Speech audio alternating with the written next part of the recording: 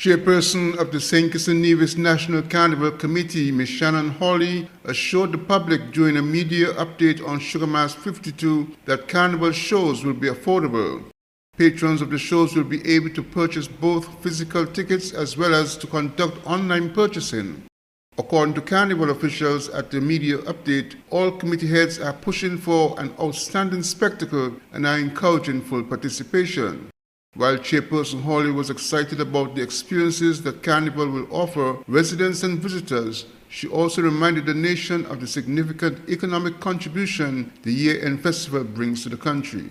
We'll be launching our ticketing as of next week, and you'll again hear more of our ticketing. We will give you every opportunity to purchase your physical tickets or online.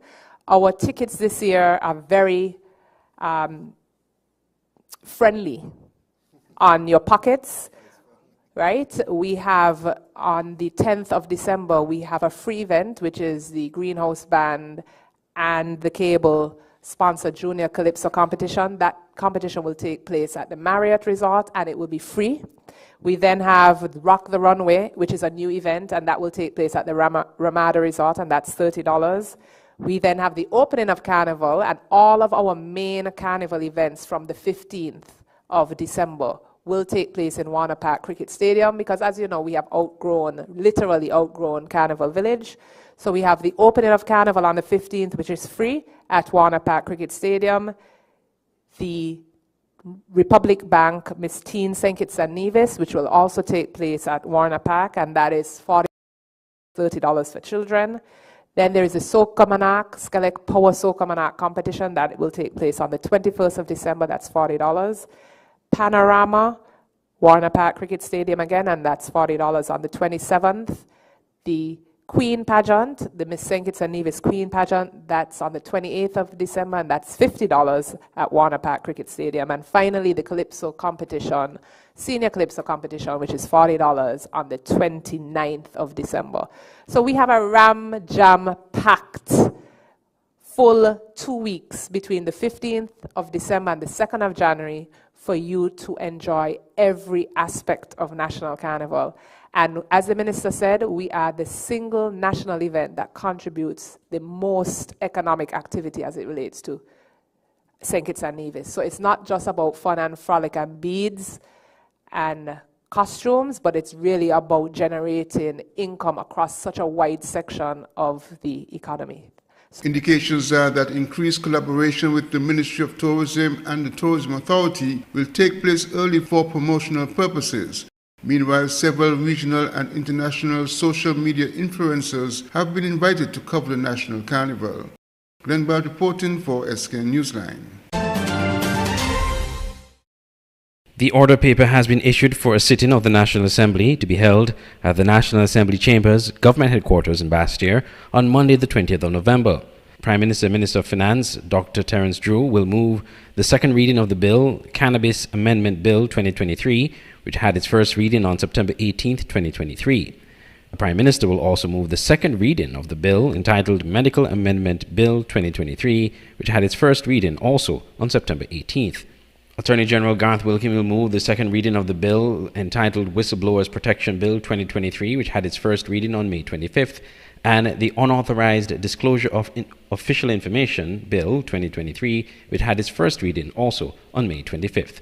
The National Assembly will be broadcast live at participating radio stations, and copies of the bill will be available soon on the website www.sknis.gov.kn of the Government Information Service, under the section titled Bills. I'm Andre Huey for SKN Newsline.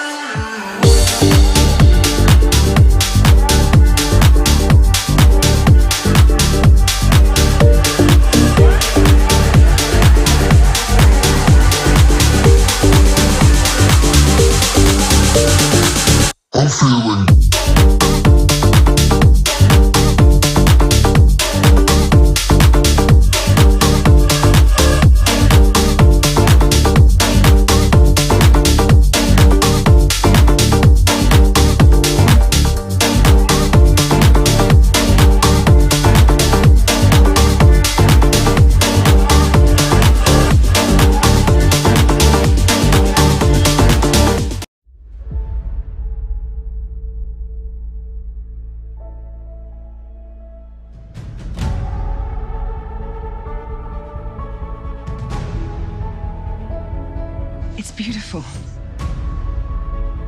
He took one look at you and the angels started singing. Another wonderful day. What would you say about staying here for a few months or like a year, just so that we can be together again and just live and love and laugh and have fun and breathe?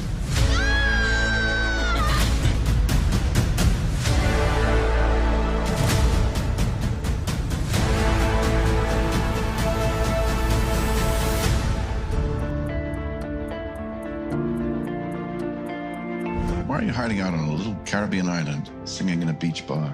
When I came here, I was at peace, and I never left. This is the beating heart of Nevis.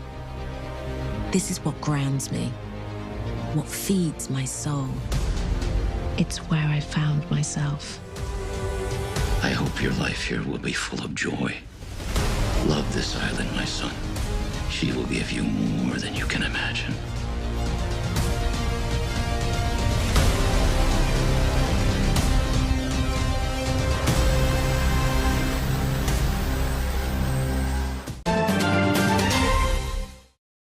The Nevis Island administration moved a step closer to implementing the redevelopment of the Vance Amory International Airport with the signing of a contract with Perez Engineering and Consultancy Services. Special advisor to the Premier, Alexis Jeffers, is the lead person on the project, signed the contract with Perez on 10th November 2023. He outlined some of the infrastructural changes to take place and of the public consultation that takes place in a few weeks' time. And they'll be compiling all of the work, executing in terms of overseeing the work that is to be done over the next couple of months. I will say at this point in time that what is envisaged over at the Vance Amory International Airport are as follows. One, the extension and resurfacing of the runway, the installation of new and improve lighting system, the construction of a fuel farm, the construction of a hangar, also improvements to the terminal building. We will be constructing a brand new facility for our fire officers, and indeed the procurement of additional fire tenders and so forth. Additionally, we will see improvement in the apron, or parking apron, and also additional space for parking as well. So Vance Amory International Airport will see a complete overhaul and improvement to meet international standards when it's all said and done. We are hoping to have at least 5,500 feet of runway, and we are extending therefore to the east and also to the west. So some sea work will be done as well. Now, in order to get the Nevisian public up to date as to what we'll be doing, we will conduct various consultations. And I believe we have one scheduled for the first week of December. That will be to roll out the project to the division public and garner the different comments and ideas that might be presented at that time. But of course, the consultation will be detailed in terms of what is anticipated to be done at the Vance Amory International Airport. Leonard Perez of Perez Engineering said a presentation is being prepared for the public consultation that will allow for public feedback and ideas before the project is finalized. He invited residents to attend such public consultations. And now we continue with this effort. In December, we prepared for everybody a presentation in detail for the technical question about the airport. It's my job. Be sure that we are here for help, this wonderful country, for develop of the airport, and you can. The Nevis Island administration is redeveloping the airport in order to modernize the facility and to bring direct airlift from North America. Len Bart reporting for SK Newsline. The Ministry of Health on Nevis hosted a World Diabetes Day Symposium on Tuesday at the St. Paul's Anglican Church Hall in Nevis. Permanent Secretary in the Ministry of Health, Shalisa Martin-Clark, spoke on the theme of World Diabetes Day. The theme of empowering global health encapsulate the essence of our collective mission. Empowerment is not merely a concept, it is a call to action. It challenges us as health professionals to empower individuals with knowledge about diabetes prevention, management, and the importance of a healthy lifestyle. Moreover, it encourages us to empower healthcare systems, ensuring that they are equipped with the resources and capabilities to provide quality care for those affected by diabetes. Meanwhile, Acting Coordinator of Community Nursing Services, Deslyn Tyson White, spoke to the importance of regular checks for persons with diabetes. Close to half of the persons with diabetes are not yet diagnosed. In many cases, type 2 diabetes and its complications can be delayed or prevented by adopting and maintaining a healthy lifestyle. Knowing your risk and what to do is important to support prevention, early diagnosis, and timely treatment. Prevention of type 2 diabetes and diabetes-related complications is the focus of the final year of the World Diabetes Day 2021 to 2023 theme. We are now in 2023, and that was the theme from 2021, access to diabetes care. Global research from the International Diabetes Foundation reveals that 72% of people living with diabetes surveyed only received their diagnosis because they had at least one related complication. So most persons, when they find out they have diabetes, it's because something is wrong. They have some kind of complication, maybe something with their eyes, something with their kidneys, something with their feet. And so because we don't have persons going to do regular checks, and that is why regular checks are very important. There are some 450 diabetic clients registered with the Department of Health on Nevis. The theme of this year's World Diabetes Day is access to diabetes care. I'm Andre Huey for SKN Newsline.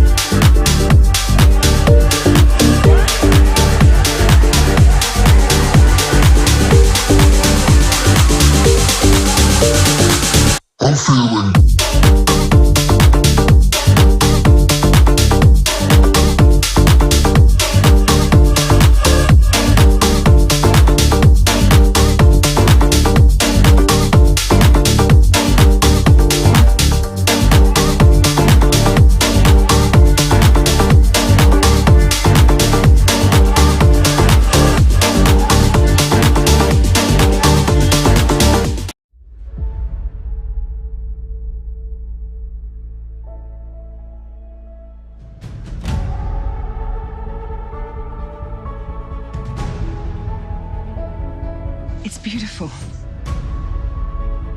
He took one look at you and the angels started singing. Another wonderful day.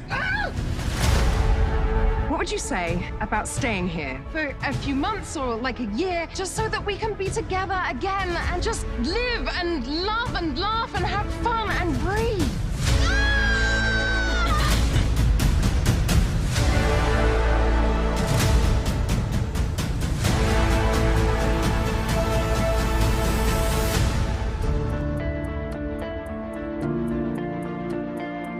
Why are you hiding out on a little Caribbean island, singing in a beach bar?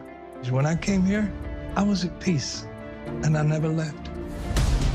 This is the beating heart of Nevis. This is what grounds me, what feeds my soul. It's where I found myself. I hope your life here will be full of joy. Love this island, my son. She will give you more than you can imagine.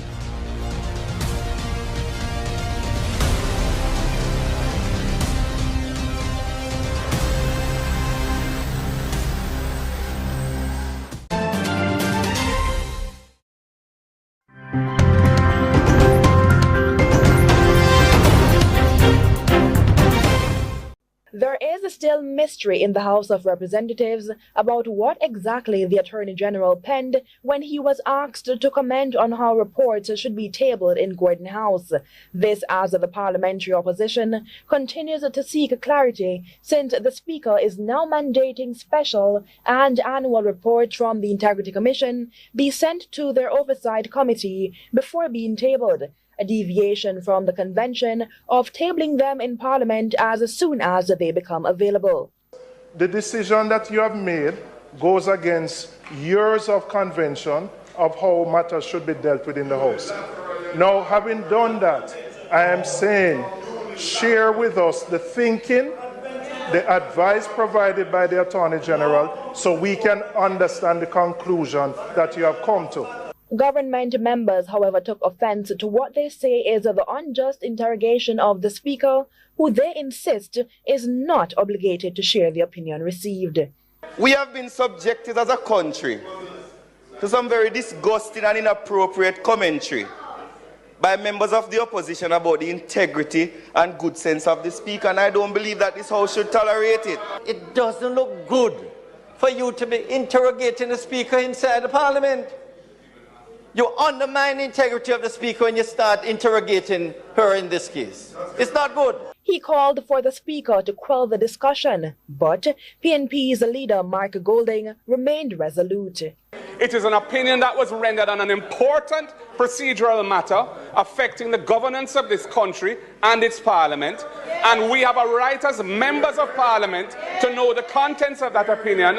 Why are we departing from a sound convention that is in the interest of good governance and transparency, and why would anyone want to hide the advice that the Speaker is relying on in making a ruling that affects all of us in here? It is not good policy, it is not good governance, and I ask you, Madam Speaker, as the umpire proceedings in this House, to consider the matter in that light and to share the opinion with us, and also to consider whether we should not go back to the convention that has served this country well. Chuck was not far behind with his riposte. The Speaker is not always right, but the ruling is always final. All in all, Holness held her ground, and it remains unclear if the complete Attorney General's opinion will ever be shared. The ruling of the Speaker is in keeping with the law and the standing orders of this Parliament. I'm Natalia Clark for CVM News. Public Relations Officer of St. Lucia's Opposition United Workers' Party, Leonard Montoute, has called comments made by the Grenada Prime Minister on a political platform in St. Lucia unfortunate, and shows that what he says is Dickon Mitchell's political inexperience.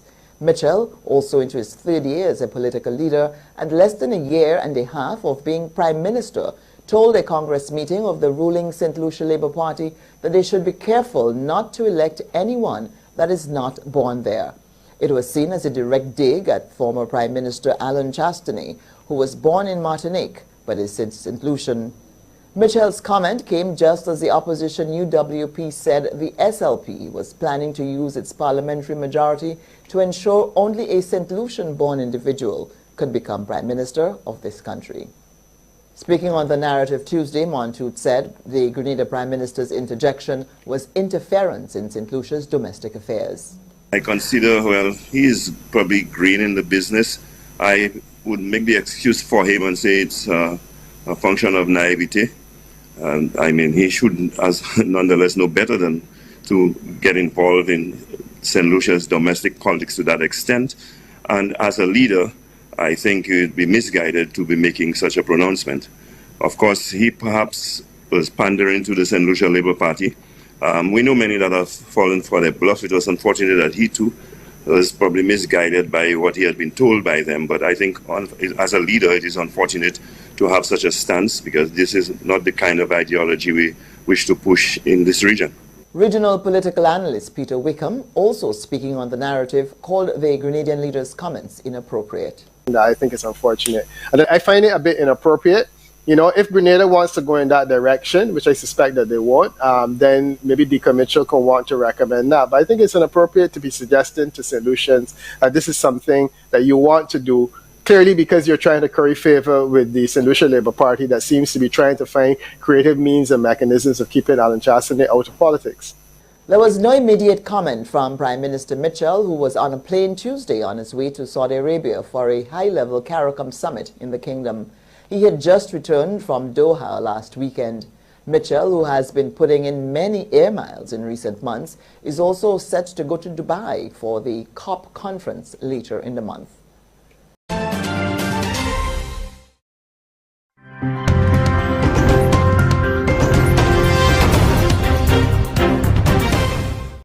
A massive crowd, pro-Israeli supporters bust in from all over the country. As they headed out, many said there was one clear reason they felt they needed to go. Especially with all these pro-Palestinian protests, with a lot of misinformation being spread, it's very important for us to show up and to show up in big numbers and support Israel. Hate is not. And they did show up, surrounded by intense security. The National Guard called in a massive police presence with dump trucks blocking all of the nearby roads. On the stage, several hours of speeches and songs, hearing from Israeli officials and American politicians. Bring them home! Bring them home!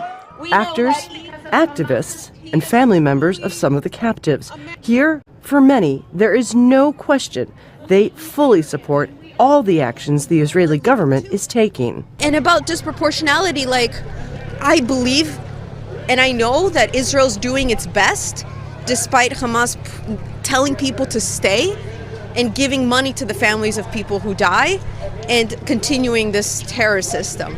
This is a tragedy of war, and I pray for all the innocent lives that have been lost.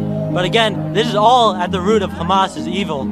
If you look at Hamas, again, they're storing kids right next to rocket launchers. They're doing everything in their power to not let people flee. They lie about the numbers. For most, Hamas is solely to blame, dismissing questions about the growing Palestinian death toll. That's Hamas numbers, first off. That's 11,000 Hamas numbers. So I can't verify those numbers. I don't know if those numbers are accurate. I don't know what out of those numbers if they're fighters or if they're kids or anything. And it was clear in the chants. Muslim. Let's take a stand here against hatred. That many here do not want to see a ceasefire, including the new Speaker of the House of Representatives. The calls for a ceasefire are outrageous. The Biden administration is coming under increased pressure from members of its own party, from young people marching across the country. This is a very carefully orchestrated event to send the message to the Biden administration that he needs to stand with Israel. Patty Culhane, Al Jazeera, Washington. The damage in the heart of Grindavik, evidence of the swarm of earthquakes that prompted its evacuation on Friday, and possibly a sign of worse to come. A sudden emission of toxic gas, a possible precursor to an eruption, was enough for authorities to order everyone out. Iceland's civil defence chief clear that the relative calm since Friday doesn't mean the danger is gone. The equipment that we're using for measuring what's going on is equipment that measures SO2 gases, which is volcanic gases. Would indicate that lava is very close to the surface. So we had a warning from that system, so we evacuated people working in the area. Residents who'd been allowed back in to collect important possessions caught up in this second evacuation. Inga Run had to rely on a friend to get her things. She was away from home on Friday night and now doesn't know when or if she'll be allowed back. For me, I'm completely numb to this. I just haven't processed the feeling right now. So it's really hard for me to understand what's going on, what's happening, what's about to happen, and what the future holds. Iceland's southwest peninsula has always been a literal hotspot of volcanic activity. It sits on the join where two tectonic plates pull apart. Even so, there's been nothing on the scale of this emergency since an eruption in the 13th century. But the fear for this peninsula and the people who live here is that this isn't just about an imminent eruption. It's about a long-term shift into a much more volcanically active and dangerous phase. Rika Peterson has been monitoring Iceland's volatile geology for more than 20 years.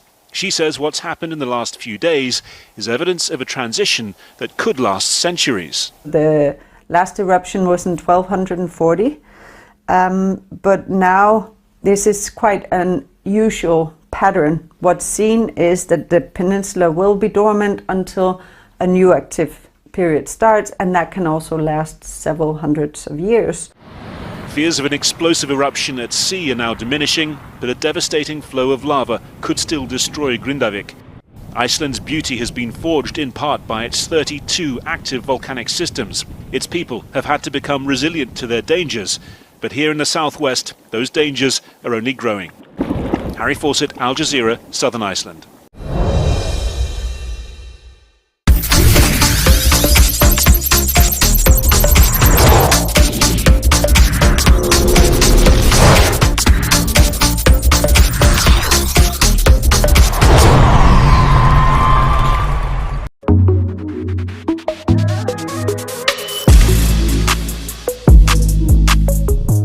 The 2023 Final Four playoffs of the Elvis Star Brown Women's League got underway on Tuesday night with victories for MSCR Old Road United Lady Jets and Honda Newtown United at the Warner Park. Old Road defeated Mapao Keon Rockets 2-0. Shakima Brandy scored both goals in the 49th and 53rd minutes. Coach Roger Hendricks of Old Road said he is pleased with the result, but knows they have work to do to prepare for their next match. Well, I went in the locker room. First half, not really so how I wanted. Went in the locker room and tell them we need to take the ball, knock it around, let the space on and play to the space. And then that's how we get the first goal. Coach Valentine Anthony of Keon said his team dominated the first half, but lost concentration in the second half, resulting in the loss. That's a good start, but my girls came out tonight and they really played their heart out. Came out first half, dominated the whole first half. Came back out second half, think they just lose a little bit concentration and all will capitalize on that. So, but on all, it was a good performance by my team. In the second of Tuesday's doubleheader, Newtown Ladies crushed playoff debutants Queen City from Nevis 8-0. Christy Ann Mills scored a hat-trick in the 13th, 16th and 48th minutes. Shamika Isaac scored 2 goals in the 81st and 87th minutes. 2 goals were also scored by Caitlin Forbes in the 41st and 59th minutes, and a goal from Sharima Blake in the 19th minute. Coach Shashi Isaac of Newtown said that the mindset coming into this match was to be patient on the ball and execute opportunities created. Mindset coming into tonight's game was just to be patient on the ball, play tight, and once we get the opportunities, we put them away. Yes, I feel it was enough confidence for me to come in this game because I see how we was playing, and from what we discussed in the locker room was to just stay focused, stay tight, and we get the results we need. Tashika Bowen, a player with Queen City, said they will come harder in the next match, and she's proud of her teammates, especially qualifying for the playoffs for the very first time. I'm proud. It's our first time in a tournament like this, most of the players' first time. So was it a whole heap of experience, but I think we perform well. I think we need to communicate better and look for each other in the game and catch up each other where we fall off. I'd say teamwork. The Final Four playoffs continue on Saturday when Old Road play Queen City at 5 p.m. and Newtown playing Keon at 7 p.m. Both matches will be played at the SKNFA Technical Center.